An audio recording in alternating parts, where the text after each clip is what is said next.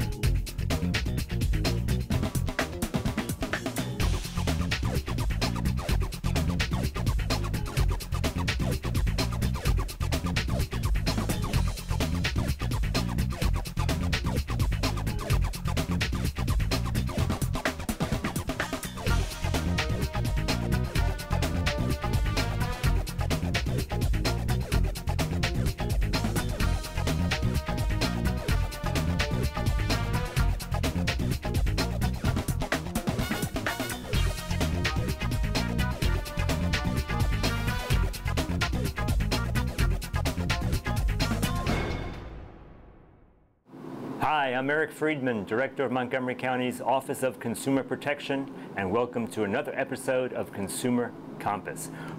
You may not realize we have 16 employees on staff. We have 10 investigators. Each one has a specialty.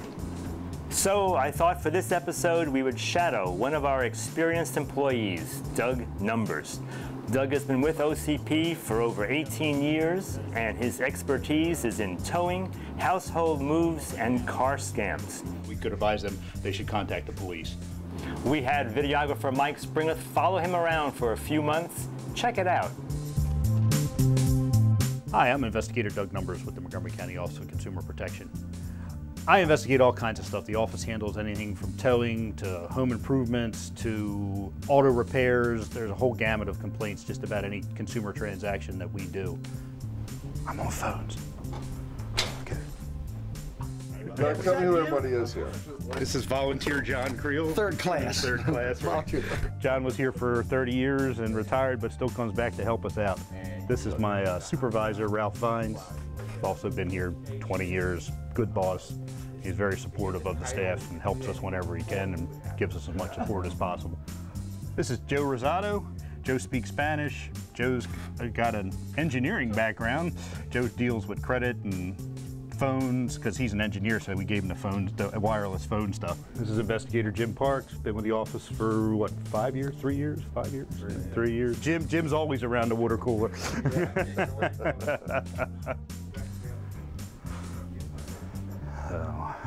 Hey Doug, tell me what your job is today. Today I'm on what's known as info duty around here. Emails to start my day, as always, which is basically answering questions from consumers who call in. Consumer protection. Consumer protection. The issue is they may not even take a complaint because you don't have a lease with this lady. Tell them, we can't take a complaint because they're outside of our jurisdiction. My office doesn't deal with landlord-tenant issues, all right? So I don't want to give you the wrong advice, unfortunately. Basically general information. Can you hang on 1 second? To consumers to educate them. Under 8213 of the Real Property Code, which is state law. So I will do that today as part of my info day. So they only would have to prove the expenses if you don't move in. I want you to go through the phone call and what happened and what was the woman talking about. I just got what we call an info call. Consumer protection, Doug Numbers, somebody wanting to call in and looking for information who got towed. All right, where were you towed? Where were you parked? Basically what's known as a non-consensual or trespass tow. They were parked on private property, and the property has some kind of restriction on it, whether it's permit parking or 2-hour parking or don't park here and go somewhere else. Okay, I'm sorry that happened to you, ma'am. There's a 4-foot by 8-foot sign facing Woodmont Avenue, and there's a number of smaller signs around the property. When you come into the Connor building, that warns if you park and leave the property.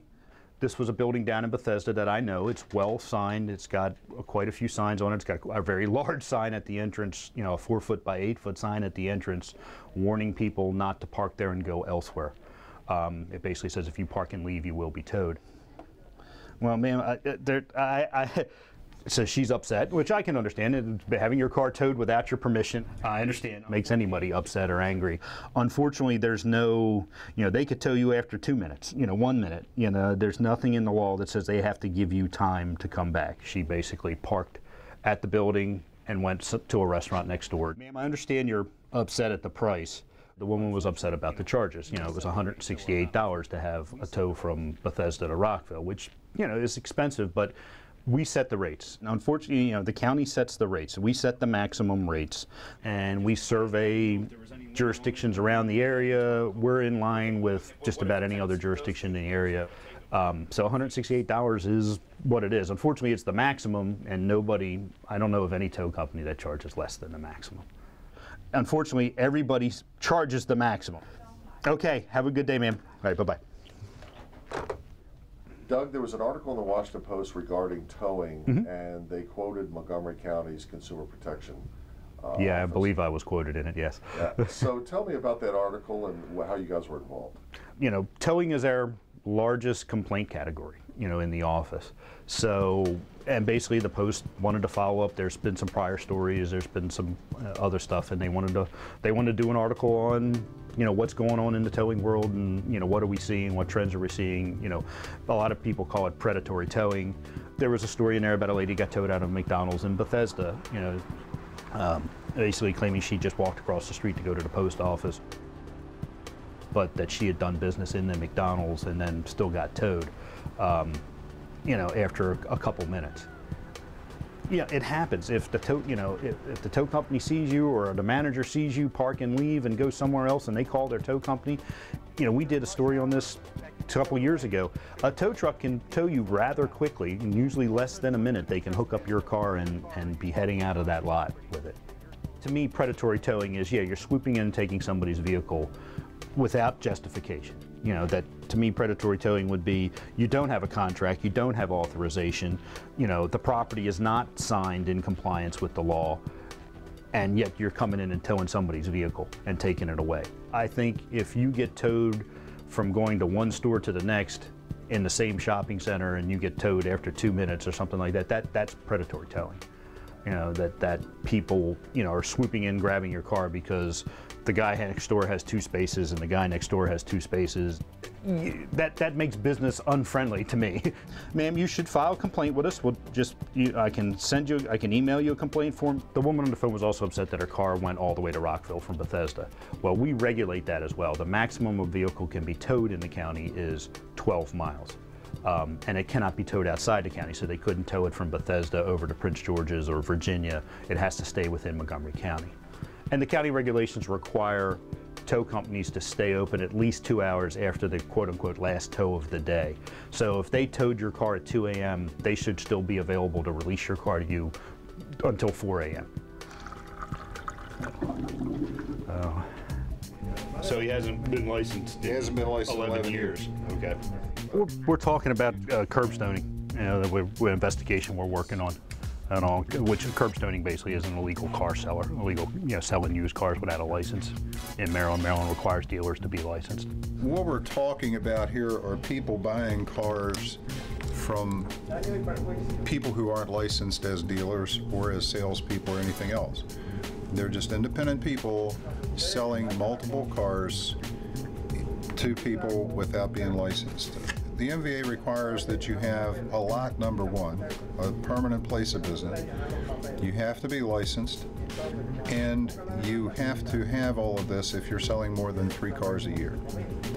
A lot of what we're dealing with here are people who do not have a license, do not have any permanent place of business, therefore they're not bonded, they're not insured, and what we end up with are people who take people's money, promising to bring them the car the next day.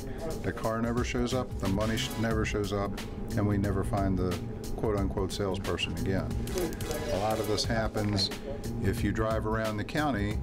You'll see parking lots with cars and a little for sale sign on them. You would think that's just an individual selling their car.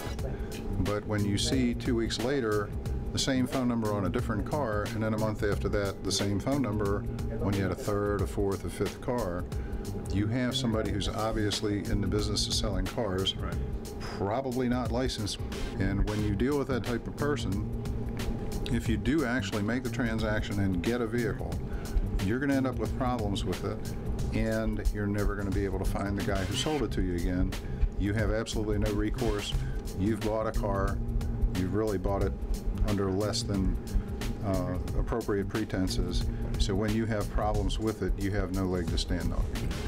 And there's an awful lot of that going on in the county, and that's what we're trying to get a handle on. I saw one several months ago where the person did business with somebody who isn't licensed, and instead of charging the 6% sales tax, which is the law in Maryland, they were charging them 10%. And on top of that, an additional fee for completing the transaction, which is basically just sending the paperwork to the MVA in Glen Burnie. You know, so you not only get ripped off on a car you buy, the ancillary paperwork around that car, if it gets processed at all, is going to get processed at a higher rate, inappropriately charged, things of that nature. So it's a pretty big problem. Right. Well, that poor guy on those cars on New Hampshire Avenue, where the guy gave him a deposit the day before we took all those cars. He gave a guy a deposit on that one of the Honda Pilots that was sitting out there. He gave the guy a $2,000 deposit on. We were there on Thursday, right? It was a Thursday. Yeah. Gave the guy a deposit on Wednesday. He comes back and meets the guy on Saturday to give him the rest of the money, and he tells the guy, oh, by the way, your car's in the county police impound lot. You can go pick it up there. And the guy came up to get it, and we gave him his car because he had, you know, he had actually gone and gotten the title. He actually bought the car. But I mean, that's how brazen some of these guys are. Here, go get your car at the county police impound lot. Thanks for your money. And when Detective Egner and I checked it out, turns out the car was a rebuilt salvage and everything like that. And then this guy paid like $6,000 for a rebuilt salvage vehicle. The issue is know who you're dealing with, and if you're dealing on a shopping center parking lot, you're dealing on anything other than a used car lot where you can look at the license, which has to be posted. You can look at how they do business and make sure that they are licensed by the Motor Vehicle Administration. The best thing you can do is not pull your money out of your pocket, because there's a real good chance that you'll lose it one way or another. You either won't get the car you're paying for, or you'll have significant problems with that car down the road. Now, there are legitimate individuals selling their own cars. Sure. The easy way to determine that is ask to look at the title. Ask to look at the driver's license of the person selling you the car. They should match. If it's my car, my driver's license is on the title. And if I'm going to sell it to you, my driver's license and the title should match. If they don't, turn around, keep your money, walk away. While we take a lot of complaints by phone, some consumers walk into our office at 100 Maryland Avenue in Rockville. Yes, Peg. Okay, I'll be out as soon as I can. Okay, bye-bye. Are we together? Yeah. Come on in. Hi, I'm Doug Numbers. I'm one of our investigators. On this day, Dorette Hess and Angela Mason wanted some advice on a problem with a builder who installed windows in their houses that were only 6 years old. I listened to their complaints about the windows. They were not treated, they were not primed. Okay. And so as a result, all of our windows are falling apart. Decided to get some help from one of our supervisors, Ralph Fines. Hello. Hi. This is my supervisor, Ralph Fines. He's he's staffed to the builders board. He's been dealing with home builders and home improvement stuff for the office for years, so he's more the expert on it, the information than I am. So that was one of the reasons I brought Ralph in. I thought he'd be able to give them better information than I could. So my question now would be then, do you think the windows are defective or they were put in incorrectly? Put in incorrectly. We had 3 dormers, the dormers on top of our house. All of those were replaced. There are gaps like that Around the front of the bay window, the back bay window. All of our trim rotted. The trim around the front of the bay window, the back bay window, the back door. Okay, so you haven't had them all completely replaced. No, okay. That would have been $60,000, $70,000 bucks. But right. You know. I understand that people are frustrated, but I mean, we'd be able to educate them on the fact that here's what the county warranty law requires. Let's be clear. The biggest problem you're up against is we have no warranty issue here for us. The 1-year warranty is run. you're 5 years into owning these homes, you know, we can't, you know, it's not a violation of the warranty law. Houses for a period of time, and unfortunately they're outside of the warranty for the issues that they're complaining about. You may have a case for breach of warranty, okay, but that's something you're going to have to pursue before a judge. But that would have to be adjudicated in a court. You know, it's not something we're going to be able to, you know, necessarily resolve. Hopefully we'll be able to help them. Hopefully we'll contact the builder, and the builder may be cooperative and be willing to try to work with this office to make the people happy. Or the pressure may be, look, they're going to turn around and sue you, and they may have a good case for breach of warranty. We've received the following complaints. You know, here you go, right. But if we can't achieve that, you know, they may end up having to pursue their own private legal action. The documents and separate complaints, I think, beautiful. Okay. There was a day when the villain was easy to spot. These days are different. Late one night, Grandpa receives a phone call. A young man says, "Hi, Grandpa. It's me. Adam, is that you? You sound funny." "It must be the phone line, Grandpa. I'm out of the country, and I've run into some trouble. I was arrested for drunk driving, and I need bail money immediately." He explains that he's in jail, so he'll have to send the money to his traveling partner, Tim Lee, who's waiting for the money right now to bail him out. "Oh, and please don't tell Mom or Dad. They would be so disappointed in me." Grandpa, worried about his grandson Adam, sends the money. Adam never got any money, but Tim Lee, he got what he wanted. You work hard for your money. Don't let a few minutes with a scammer separate you from what's taken days, weeks, or even a lifetime to earn. Consumer Federation of America reminds you, before you send money, stop and check with someone you trust to confirm that your grandchild is truly in trouble. Crooks may also call or send emails posing as other relatives or friends who need your help, so verify any emergency situation. You can protect yourself from fraud. Learn how at consumerfed.org/fraud. I understand you need a little help with your mortgage. Want to avoid foreclosure. Candy? Well, you know, you're in luck. We're experts in this sort of thing. Mortgage, rigmarole, whatnot. Why don't we get a contract? Who wants a contract? Here you go, Pete. Thanks, Betty. Right a toner.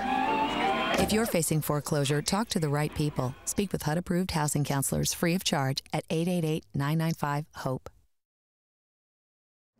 Another case I handled in recent months, people purchased a brand new car from a brand new Audi from a dealer here locally, but it was part of a kind of an interesting program that Audi has that you could go to Germany, see your car being built at the factory, and then pick it up from the factory.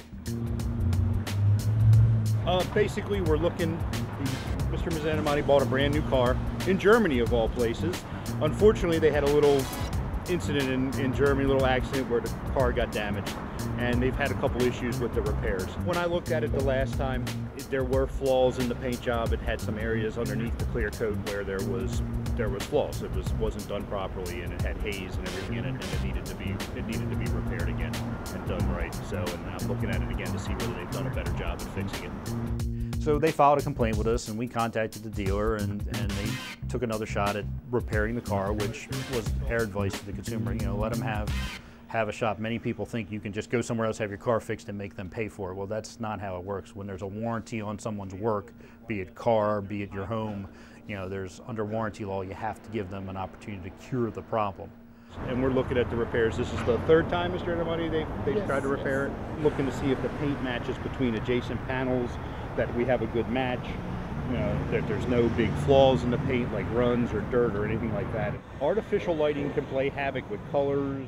Lights, halogen lighting, fluorescent lighting can make paint look different. So I always like to look at cars outside in the sunshine. If you want to turn it around and put this side in the shade, we can take a look at it, but sunlight's going to show your flaws, okay? Under direct sunlight, you're going to see anything that's going to pop out there. Whereas dark light on a dark, you know, not being in the shade, you're not going to see a minor flaws or stuff like. Oh, we probably wouldn't have really seen the stuff we saw the last time if you were in the shade. Now I had to explain to the consumers, of course, that it's not going to be 100% like factory original because it's not being done in a factory. It's being done in a body shop. the conditions are different. It's not being painted by a robot. You know, there's much different conditions. But when I looked at the vehicle a second time, when they had gotten it fixed, they did a very nice job. The paint match was very good. You could not tell that this car had been damaged, and that's the real goal of you want to be able to see the car and not see that it's actually been in some type of crash. So it is done much better from when they've done a much better job. It looks good. Now if you have any issues, or they should have warranty their work. If anything happens, the paint starts to peel or anything like that, there should be a warranty on their work, and they should stand behind it. It was very helpful. Yeah, this is our second time that we had a great experience with this office. The first time was 10 years ago for the house. They did a good job? Yes, very good. Very good. That just makes you feel good that you're able to help the people, and they needed, they wanted help. They don't know body repairs. The name of the office implies consumer protection, and they work for the consumer. If you have any other issues, you know where to get us. You know where to find us. You've been here before, right? They don't know, what's good quality versus bad quality, that type of thing. And I was able to explain to them that, the final job that was done was a good quality repair and all, and they were very happy with it. And that makes me feel good that I'm able to help them understand and resolve the complaint for them. Respond to these questions. Another way that we interact with consumers is using modern technology with our director, Eric Friedman. This week we're doing a live online chat. We're doing an online question and answer session so people could ask us live, try to help them with questions right there that day. Okay guys, we just got a new one. Looking like it came in from Eastern Montgomery. I moved to Silver Spring from Wheaton. When the movers got to my house, they raised the price $200 from the original estimate. They refused to give me my furniture until I paid them. How is this legal? Can I get my money back? And we're going to need our moving expert, Doug Numbers. It depends on the move. There's two types of moves. Federal moves, which is state to state, like you move from here in Maryland to California. And there's local moves that will all occur within one jurisdiction, which is like here in Maryland, they all occur within Maryland. Now, Maryland has its own moving law that would apply. So if they move from Silver Spring to Wheaton, that's an intrastate move, so that Maryland law would apply and they can't hold the goods hostage.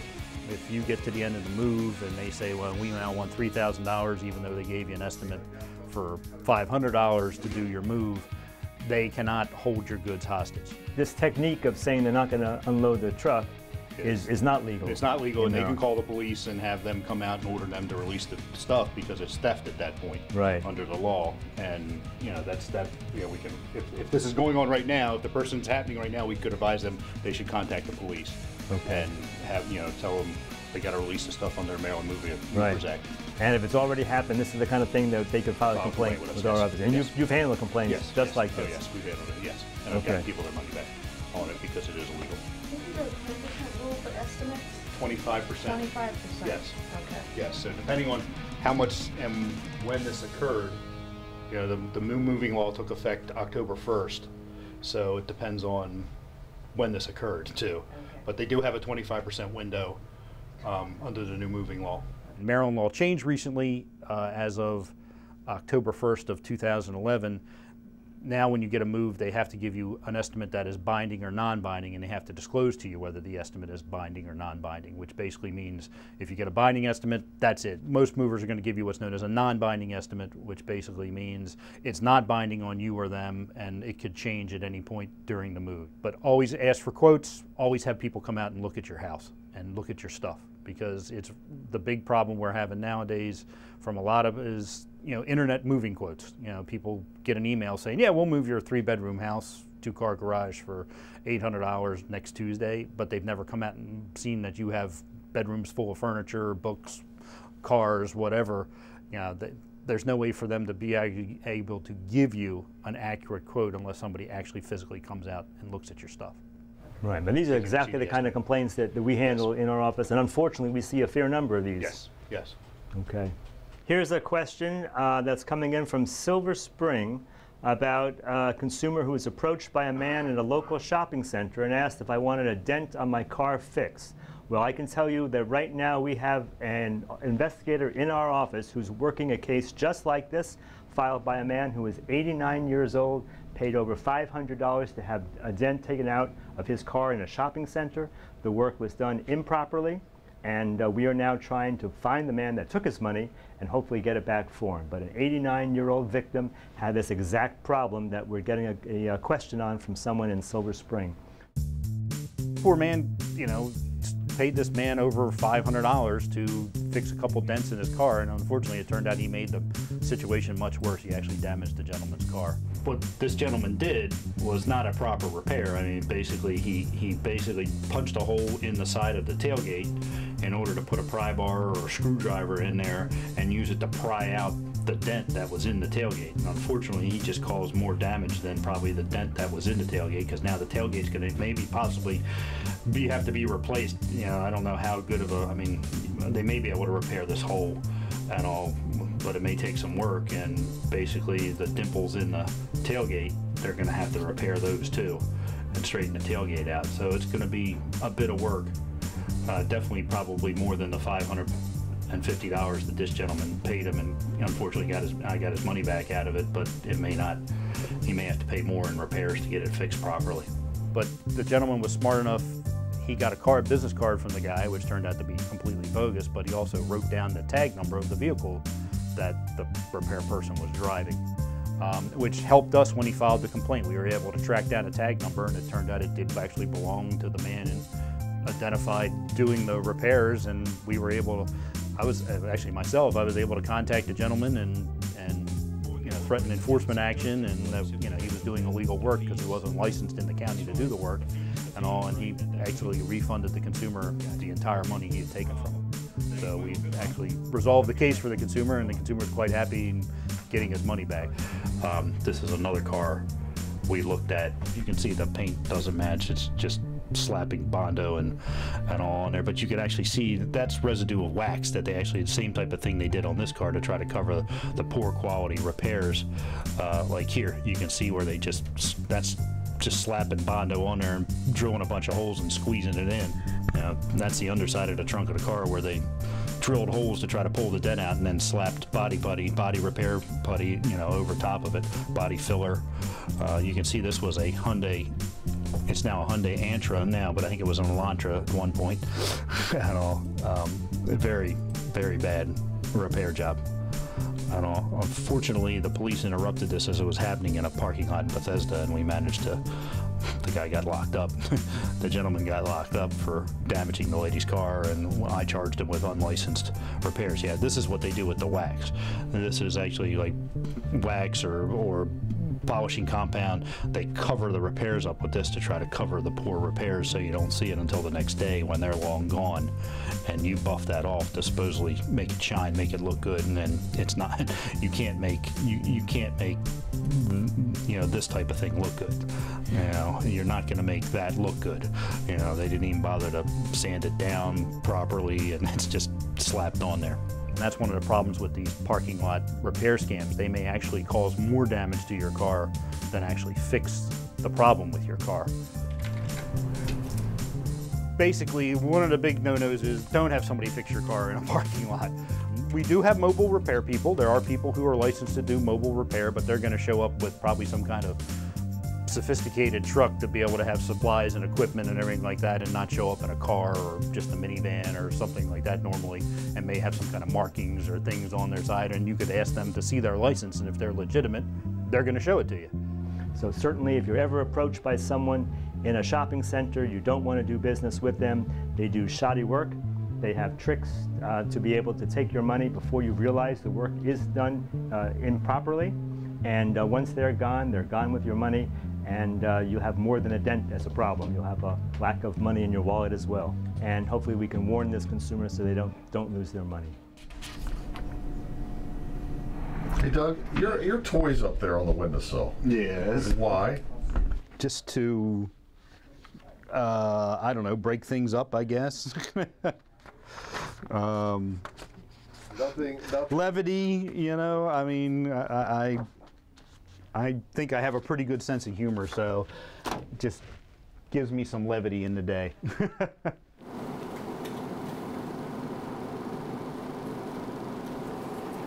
Yeah, I'm taking off. I've got court tomorrow in the morning. All right, that sounds good. Is that unlicensed repair shop? Yeah, the guy up in Gaithersburg we found was operating out of that like shack. So yeah. So okay, so sounds I'll be good. in court in the morning in Silver Spring. All right, good luck. Hope you get a good judge. Thanks, Eric. I'll All see you right. tomorrow.